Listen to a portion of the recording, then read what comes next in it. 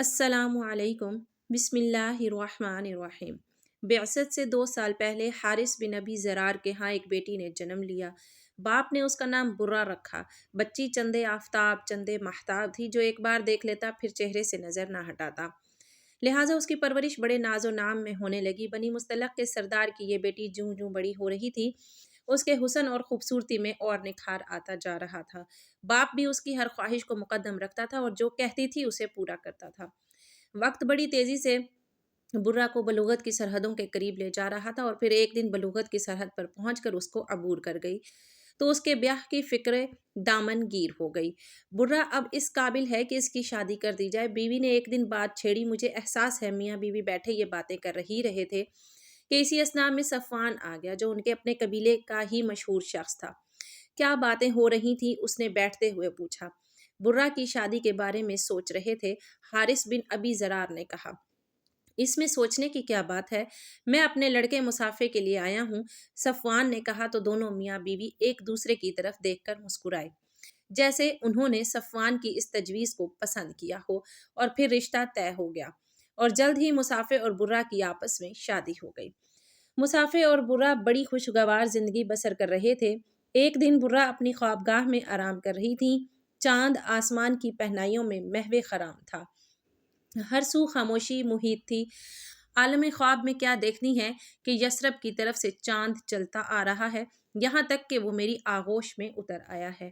خواب دیکھنے کے بعد فوراً آنکھ کھل گئی اور اس پر غور کرنے لگی، اور اس کی کیا تعبیر ہو سکتی ہے آپ سوچنے لگیں، اور پھر ان کے کانوں میں قبیلے کے کئی لوگوں کی آوازیں گونجنے لگی۔ محمد بن عبداللہ صلی اللہ علیہ وآلہ وسلم کا دین روز افزوں پھیلتا جا رہا ہے، جو ایک بار حلقہ اسلام میں داخل ہو جاتا ہے پھر اس پر مر مٹتا ہے۔ حضور صلی اللہ علیہ وآلہ وسلم کے غلاموں اور عاشقوں کی مثل دنیا دیا حارث بن ابی زرار اور مسافر اسلام کے سخت مخالف تھے۔ ان کو اسلام کا پھیلنا ایک آنکھ نہ بھاتا تھا، لہٰذا حارث بن ابی زرار نے مدینہ پر یلغار کی نیت سے تیاریاں شروع کر دیں۔ 2 شعبان 5 ہجری کو اسلامی لشکر بنی مستلق کی طرف سے روانہ ہوا، جو مدینہ منورہ سے 9 منزل پر ہے۔ اس لشکر میں 1000 مجاہدین، مہاجرین کا جھنڈا، حضرت صدیق اکبر اور انصار کا علم حضرت سعد بن عبادہ رضی اللہ عنہ کو عطا فرمایا۔ اس غزوے میں حضور اکرم صلی اللہ علیہ وسلم کے ہمراہ امہات المؤمنین حضرت عائشہ صدیقہ رضی اللہ عنہا اور حضرت ام سلمہ رضی اللہ تعالی عنہا بھی تھیں۔ ادھر حارث بن ابی زرار کو بھی اطلاع مل گئی تھی کہ اسلامی لشکر چل پڑا ہے، اور یہ بھی پتہ چل گیا تھا کہ اس کا جاسوس قتل کر دیا گیا تھا جسے اس نے رسول اللہ صلی اللہ علیہ وآلہ وسلم کی خبر لانے کے لیے بھیجا تھا۔ وہ لوگ جو اسلام میں دشمنی سے مغلوب ہو کر حارث بن ابی زرار کے پاس جمع ہوئے تھے، انہوں نے جب دیکھا کہ مسلمان ان کے سر پر پہنچ گئے ہیں تو انہوں نے راہ فرار اختیار کی۔ حارث نے بھی اسی میں عافیت سمجھی کہ بھاگ جائے، لیکن باقی اہل قبیلہ نے صف بندی کر لی اور مسلمانوں پر تیر برسانے شروع کر دیے۔ تھوڑی ہی دیر میں مشرکین کے کس بل نکل گئے۔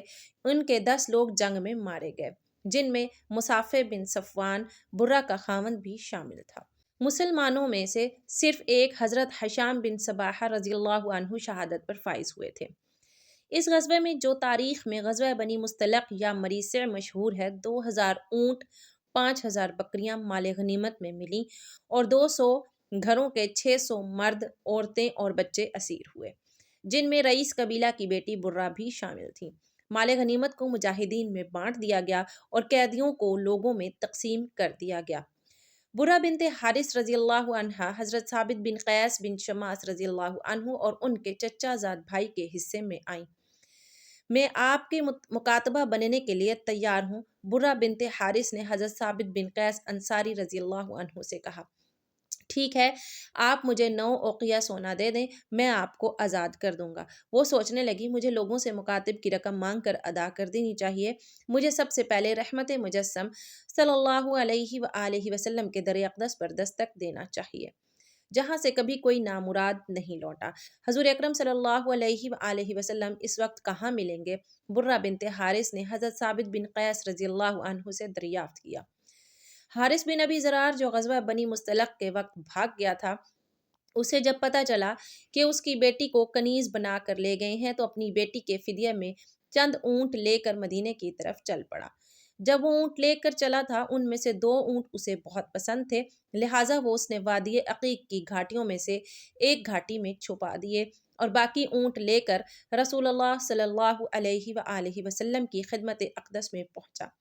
جب وہ مدینہ منورہ پہنچا تو اس سے پہلے ان کی بیٹی رحمت للعالمین صلی اللہ علیہ وآلہ وسلم سے مدد کی درخواست کر چکی تھیں۔ آپ صلی اللہ علیہ وآلہ وسلم باہر تشریف لائے تو حارث بن ابی ضرار نے عرض کی، میری بیٹی کنیز نہیں بن سکتی، میری شان اس سے بالاتر ہے، میں اپنے قبیلے کا سردار اور رئیس عرب ہوں، آپ اس کو آزاد کر دیں اور فدیہ لے لیں۔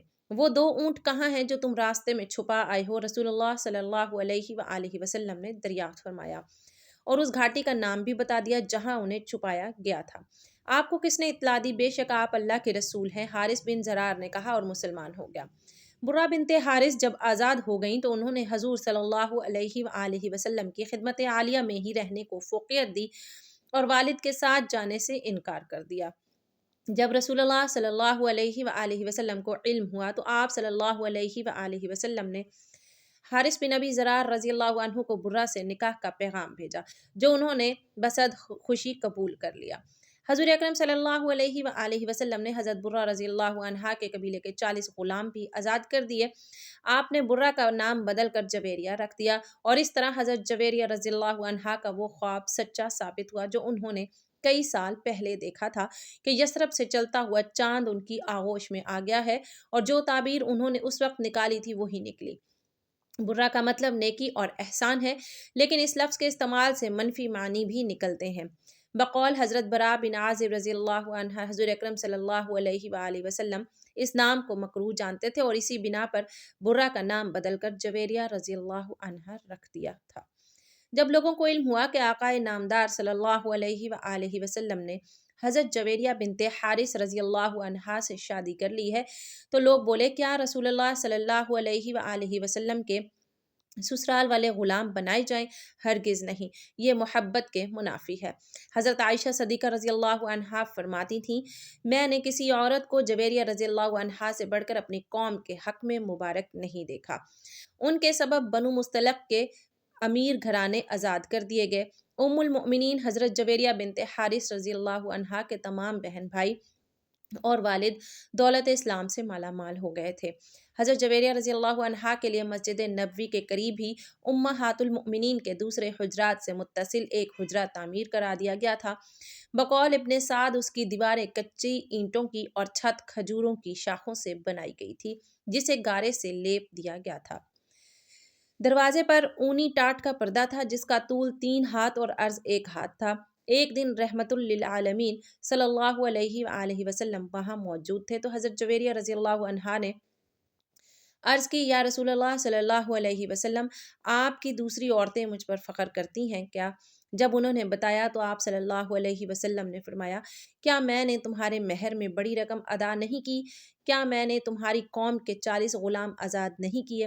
حضرت عائشہ صدیقہ رضی اللہ تعالی عنہا فرماتی ہیں، حضرت جویریہ رضی اللہ عنہا بڑی شیریں موضوع، اندام ملیح اور صاحب حسن و جمال عورت تھیں جو کوئی دیکھتا فریفتہ ہو جاتا تھا۔ ظاہری حسن و جمال کے علاوہ آپ باطنی حسن سے بھی مالا مال تھیں، بڑی زاہدہ، متقیہ، راست باز، عبادت گزار، قناعت پسند، مجسمہ، صبر و رضا، بردبار، حلیم، جود و سخا، عجز، انکساری، اثار و اخلاص اور ذکر تلاوت میں یکتا تھی۔ یہ سب خوبیاں رسول اللہ صلی اللہ علیہ وآلہ وسلم کی بدولت اور تعلق سے نکھر کر ابھری تھیں۔ اہل سیر بیان کرتے ہیں کہ ایک دن حبیب اللہ صلی اللہ علیہ وآلہ وسلم نماز فجر کے بعد سیدھے حضرت جویریہ رضی اللہ عنہا کے پاس سے باہر تشریف لائے تو اس وقت وہ اپنے مصلے پر بیٹھی مشغول عبادت تھی۔ نور مجسم صلی اللہ علیہ وآلہ وسلم چاشت کے وقت ان کے پاس تشریف لائے تو ان کو مصلے پر بیٹھے پایا تو فرمایا، جب سے میں باہر گیا ہوں اس وقت سے تم اسی جگہ یوں ہی بیٹھی ہو؟ عرض کی، جی رسول اللہ صلی اللہ علیہ وآلہ وسلم۔ زوجہ محترمہ کی بات سنی تو ارشاد فرمایا، جس وقت سے میں تمہارے پاس سے گیا ہوں اب تک 4 کلمے میں نے پڑھے ہیں، اگر ان کو ان کے ساتھ موازنہ کیا جائے تو تم نے اب تک جو پڑھا ہے تو یقیناً وہ 4 کلمے وزنی ہوں گے۔ میرے ماں باپ آپ صلی اللہ علیہ وآلہ وسلم پر قربان، وہ کون سے کلمات ہیں، اے اللہ کے حبیب صلی اللہ علیہ وآلہ وسلم؟ حضرت جویریہ بنت حارث رضی اللہ عنہا نے عرض کیا اور ہمتاً گوش ہو گئی، آپ صلی اللہ علیہ وآلہ وسلم نے ارشاد فرمایا، وہ کلمات یہ ہیں: سبحان اللہ عدد ما خلقہ، سبحان اللہ رضا نفسہ، سبحان اللہ نیت عرشہ، سبحان اللہ مداد کلماتہ۔ بتانے کا مقصد یہ تھا کہ اپنے ذکر میں ان کلمات کو بھی شامل کر لیں جو بظاہر کم ہیں لیکن مدلول زیادہ ہے۔ ام المؤمنین سیدہ حضرت جویریہ بنت حارث رضی اللہ عنہا روحانی بالیدگی اور تزکیہ نفس کی خاطر نفلی روزے کا خاص اہتمام فرماتی تھیں، خاص طور پر جمعۃ المبارک کو روزہ رکھتی تھیں۔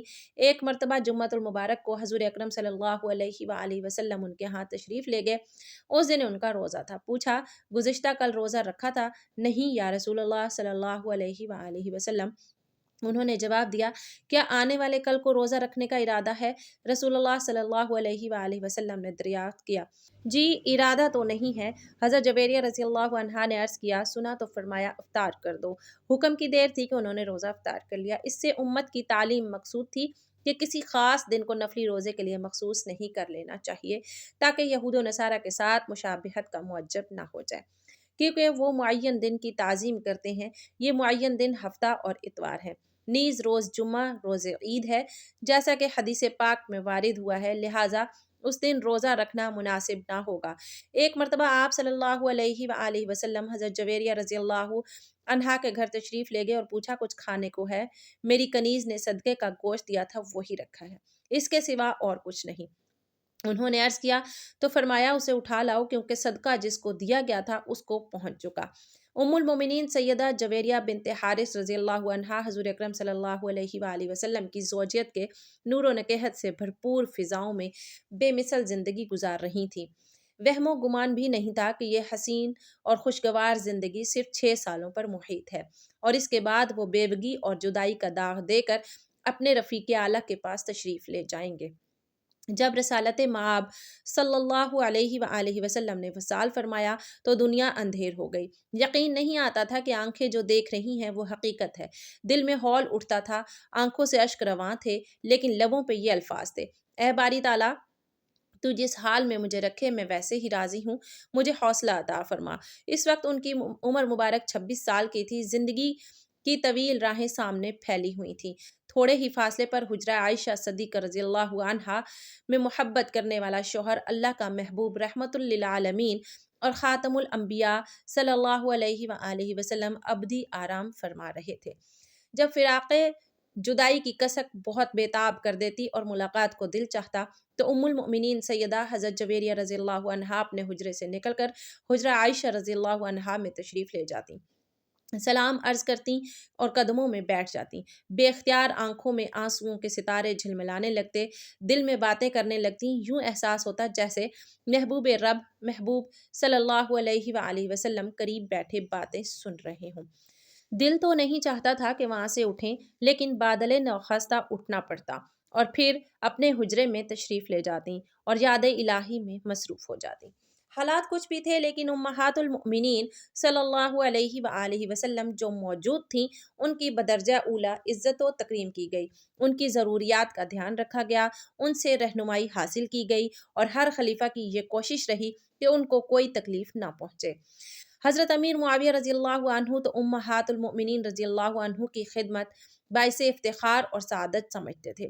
انہوں نے حضرت سیدنا جویریہ رضی اللہ عنہا کا سالانہ وظیفہ 12,000 مقرر کر رکھا تھا، اس کے علاوہ بھی تحائف ارسال کرتے رہتے تھے۔ حضور اکرم صلی اللہ علیہ وآلہ وسلم سے سیدہ حضرت جویریہ رضی اللہ عنہا کو جدا ہوئے 45 سال ہو گئے، اس وقت ان کی عمر 71 سال تھی۔ یہ ربیع الاول 56 ہجری کا واقعہ ہے۔ سوچ رہی تھی کہ اس مہینے میں آقا نامدار صلی اللہ علیہ وآلہ وسلم سے جدا ہوئی تھی۔ یہاں پہنچ کر ان کی سوچیں گہری ہو گئیں۔ محبت اور اتباع کی یہ بھی تو صورت ہے کہ اس مہینے بلاوا آ جائے، اور پھر بلاوا آ گیا۔ طویل جدائی کے بعد اب اصل کا وقت آ گیا تھا۔ آپ رضی اللہ تعالیٰ عنہا پہلے سے تیار تھیں اور پھر روح قفس انصری سے پرواز کر گئی۔ ان دنوں حضرت امیر معاویہ رضی اللہ عنہ کی طرف سے مدینہ منورہ میں مروان بن الحکم حاکم تھا۔ انہوں نے ام المؤمنین سیدہ حضرت جویریہ بنت حارث رضی اللہ عنہا کی نماز جنازہ پڑھائی اور جنت البقیع میں دفن ہو گئی۔ کتب معتبرہ میں ان سے 7 احادیث مروی ہیں۔ جن میں سے 2 بخاری شریف میں ہیں، 2 مسلم شریف میں ہیں اور 3 دیگر کتب میں موجود ہیں۔ آپ رضی اللہ تعالیٰ عنہ کے بہن بھائی بھی مسلمان ہو گئے تھے۔ ان کے بھائی حضرت عمر بن حارث رضی اللہ عنہ سے ایک حدیث پاک مروی ہے، کہتے ہیں اللہ کی قسم رسول اللہ صلی اللہ علیہ وآلہ وسلم نے وصال کے وقت نہ دینار چھوڑا اور نہ درہم، نہ غلام، نہ لونڈی، نہ اور کوئی چیز، صرف ایک سفید خچر تھا یا ہتھیار تھے یا کچھ زمین تھی جسے آپ نے صدقہ فرما دیا۔ حضرت عمر بن حارث رضی اللہ عنہ کی بہن سے بھی درج ذیل حدیث مروی ہے۔ رسول اللہ صلی اللہ علیہ وآلہ وسلم نے فرمایا کہ دنیا بظاہر بڑی شاداب اور شیریں معلوم ہوتی ہے، اللہ ہمیں نیکوکاروں میں شامل فرمائے اور ہمارا خاتمہ بالخیر فرمائے، آمین۔ ناظرین کمنٹ باکس میں اللہ تعالیٰ کے 99 ناموں میں سے ایک نام ضرور ٹائپ کیجئے گا۔ شکریہ، اللہ حافظ۔